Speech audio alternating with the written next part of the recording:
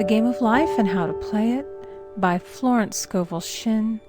Chapter 3, The Power of the Word. By thy words thou shalt be justified, and by thy words thou shalt be condemned. A person knowing the power of the word becomes very careful of his conversation. He has only to watch the reaction of his words to know that they do not return void. Through his spoken word, man is continually making laws for himself. I knew a man who said, "I always miss a car. It invariably pulls out just as I arrive." His daughter said, "I always catch a car. It's sure to come just as I get there." This occurred for years. Each had made a separate law for himself, one of failure, one of success.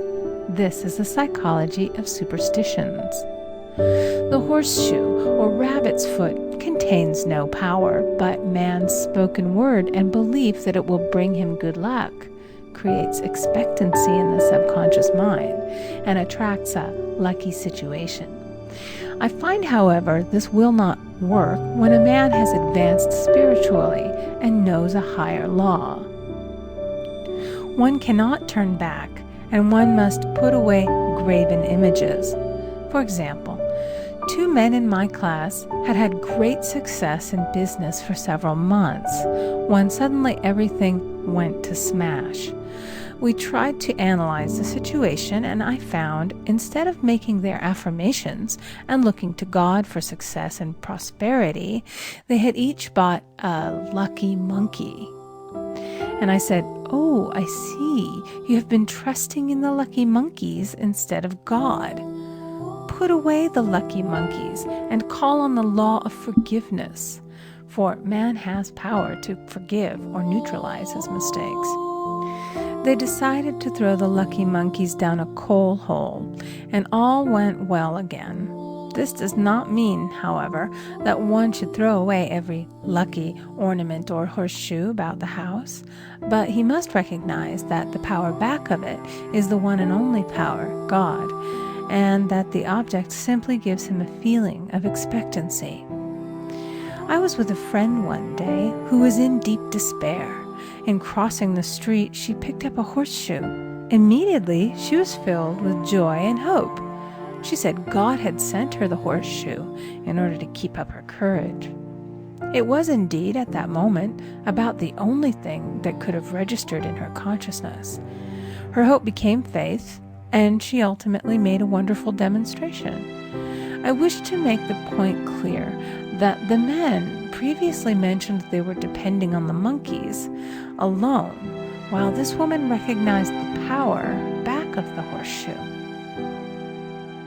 I know in my own case it took a long while to get out of a belief that a certain thing brought disappointment. If the thing happened, disappointment invariably followed. I found the only way I could make a change in the subconscious was by asserting, there are not 2 powers, there is only one power, God.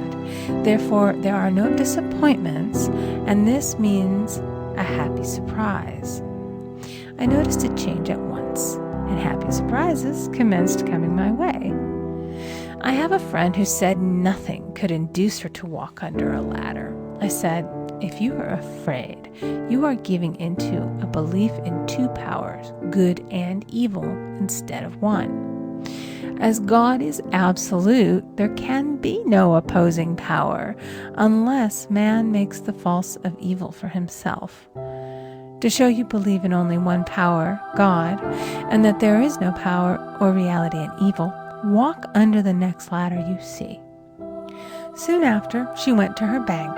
She wished to open her box in the safety deposit vault, and there stood a ladder on her pathway. It was impossible to reach the box without passing under the ladder. She quailed with fear and turned back. She could not face the lion on her pathway. However, when she reached the street, my words rang in her ears, and she decided to turn and walk under it. It was a big moment in her life, for ladders had held her in bondage for years. She retraced her steps to the vault, and the ladder was no longer there. This so often happens. If one is willing to do a thing that he is afraid to do, he does not have to. It is the law of non-resistance, which is so little understood. Someone has said that courage contains genius and magic. Face a situation fearlessly, and there is no situation to face. It falls away of its own weight. The explanation is that fear attracted the ladder on the woman's pathway, and fearlessness removed it. Thus, the invisible forces are ever working for the man who is always pulling the strings himself, though he does not know it.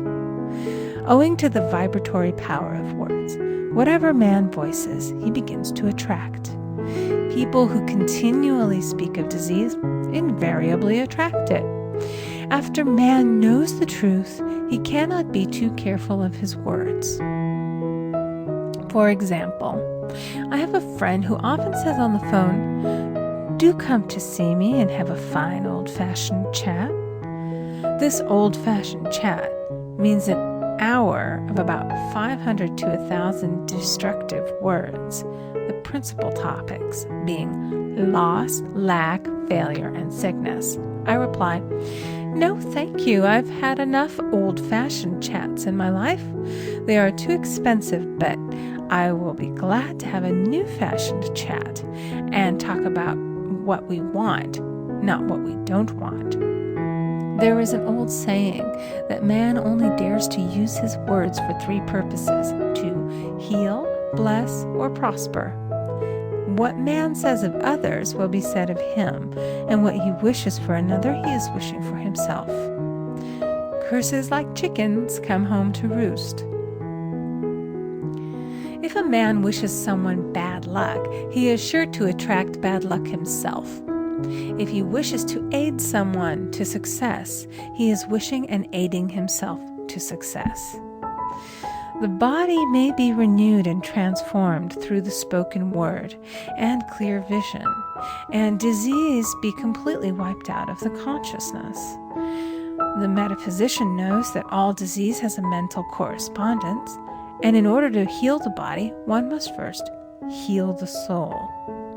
The soul is the subconscious mind, and it must be saved from wrong thinking. In the 23rd Psalm we read, "He restoreth my soul." This means that the subconscious mind or soul must be restored with the right ideas, and the mystical marriage is the marriage of the soul and the spirit, or the subconscious and superconscious mind. They must be one. When the subconscious is flooded with the perfect ideas of the superconscious, God and man are one. I and the Father are one. That is, he is one with the realm of perfect ideas. He is the man made in God's likeness and image, imagination, and is given power and dominion over all created things, his mind, body, and affairs. It is safe to say that all sickness and unhappiness come from the violation of the law of love. A new commandment I give unto you, love one another. And in the game of life, love or goodwill takes every trick. For example, a woman I know had for years an appearance of a terrible skin disease. The doctors told her it was incurable and she was in despair. She was on the stage and she feared she would soon have to give up her profession, and she had no other means of support. She, however, procured a good engagement and on the opening night made a great hit. She received flattering notices from the critics and was joyful and elated. The next day she received a notice of dismissal. A man in the cast had been jealous of her success and had caused her to be sent away. She felt hatred and resentment taking complete possession of her, and she cried out, "Oh God, don't let me hate that man." That night she worked for hours in the silence. She said, "I soon came into a very deep silence. I seemed to be at peace with myself, with the man, and with the whole world. I continued this for 2 following nights, and on the 3rd day, I found I was healed completely of the skin disease. asking for love or goodwill, she had fulfilled the law. For love is the fulfilling of the law. And the disease, which came from the subconscious resentment, was wiped out. Continual criticism produces rheumatism, as critical, inharmonious thoughts cause unnatural deposits in the blood which settle in the joints. False growths are caused by jealousy, hatred, unforgiveness, fear, etc. Every disease is caused by a mind not at ease. I said once in my class, there is no use asking anyone, what's the matter with you? We might as well just say, who's the matter with you? Unforgiveness is the most prolific cause of disease. It will harden arteries or liver and affect the eyesight. In its train are endless ills. I called on a woman one day who said she was ill from having eaten a poisoned oyster. I replied, "Oh no, the oyster was harmless. You poisoned the oyster. What's the matter with you?" She answered, "Oh, about 19 people." She had quarreled with 19 people and had become so inharmonious that she attracted the wrong oyster. Any inharmony on the external indicates there is mental inharmony. As the within, so the without. Man's only enemies are within himself, and a man's foes shall be they of his own household. Personality is one of the last enemies to be overcome, as this planet is taking its initiation in love. It was Christ's message, peace on earth, goodwill toward man. The enlightened man, therefore, endeavors to perfect himself upon his neighbor. His work is within himself, to send out goodwill and blessings to every man, and the marvelous thing is that if one blesses a man, he has no power to harm him.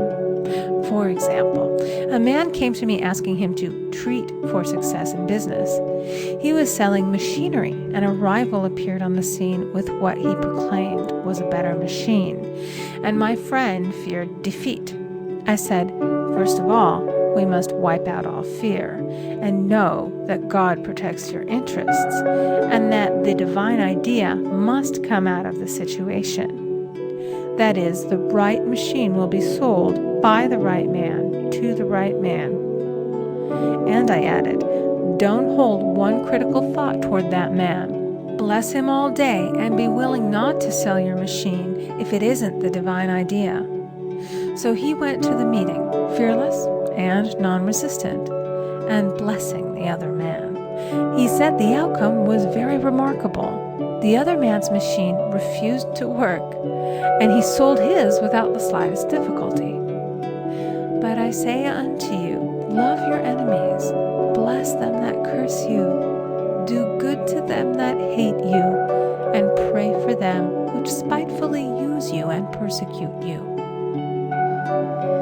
Goodwill produces a great aura of protection about the one who sends it, and no weapon that is formed against him shall prosper. In other words, love and goodwill destroy the enemies within oneself. Therefore, one has no enemies on the external. There is peace on earth for him who sends goodwill to man.